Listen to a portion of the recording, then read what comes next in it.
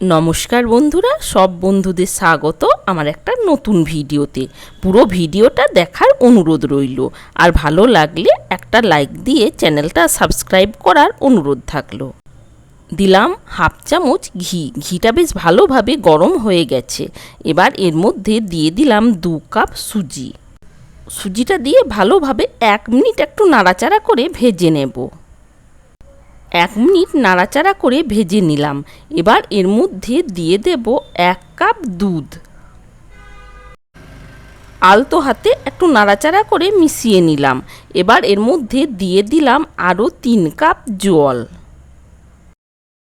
যে কাপের মাপ করে 2 কাপ সুজি নিয়েছি, ওই কাপেরই মাপ করে 1 কাপ দুধ আর 3 কাপ জল দিয়ে দিলাম। আজ আপনাদের সাথে শেয়ার করছি একদম নরম তুলতুলে সুজির পরোটার রেসিপি। ভালোভাবে নেড়েচেড়ে নেওয়ার পর এর মধ্যে দিয়ে দিলাম পরিমাণ মতো লবণ।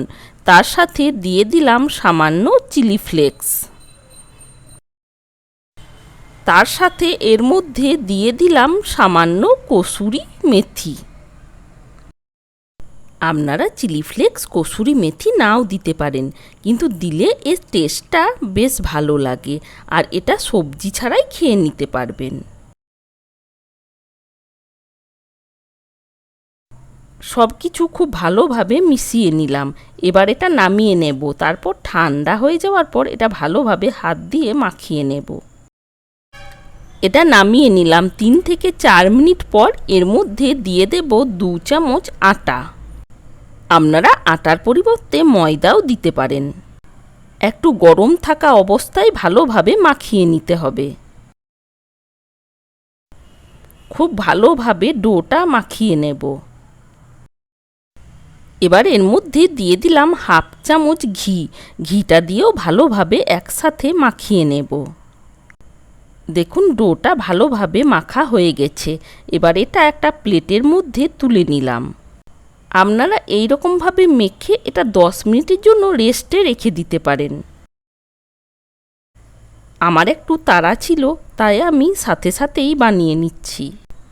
ওই ডোটা থেকে লেচিগুলো কেটে নিলাম। এবার সব লেচিগুলো আমি হাত দিয়ে গোল করে নিলাম। আপনারা যে কোনো সাইজের বানিয়ে নিতে পারেন। এবার সামান্য আটা দিয়ে এই পরোটাগুলো আমি বেলে নেব।